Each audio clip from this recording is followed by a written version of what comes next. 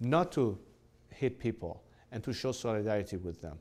And so far, I think that we have seen to some degree some restraint. Of course, the regime still is using some of the elements that are there, sort of civilian hired guns to crack down. It is unfortunate that the regime is continuing its method of intimidation and violence. The fact that it's barring media shows that they don't want the world to find out about that. So the vigilance on this aspect, again, becomes critical. And how are your feelings right now? I mean, you must be in a state of excitement, or? Well, you know, I've always maintained faith that Iran will be liberated someday. The only thing that I would say I'm most concerned with is, again, the sooner it happens, the better for a nation, so we don't have yet another generation being sacrificed for nothing. You cannot imagine the toll it takes on a nation every day having to live under such a system. Look at what they do to women. Look at how they persecute minorities or ethnic groups or what have you. All of this at a time that our country is a rich country. It has all the resources that it takes to make life much better for a citizenry that has seen resources of our country squandered in such an irresponsible and corrupted way, which is beyond imagination.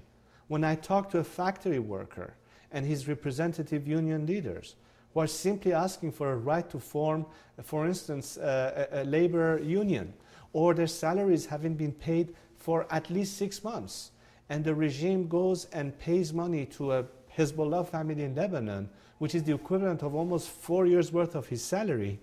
And they ask, well, what is this regime for? Is it about us or some other agenda? People know that. They know it very well.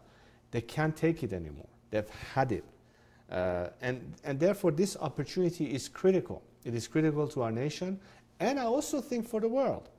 Because if the focus has been on Iran all these years, knowing the nature of this regime, its support for terrorism, its pursuit of dubious intentions in its nuclear program.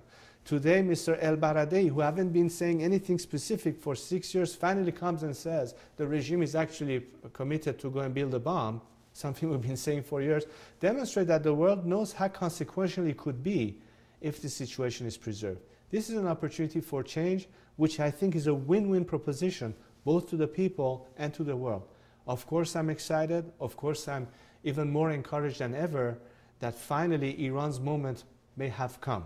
But it is my duty and my responsibility to maintain a cool head and advise my fellow compatriots to the extent that I can help what is the best course of action, and to bring as much help and assistance so we can help our compatriots reach the final goal that they have, which is liberty and self-determination.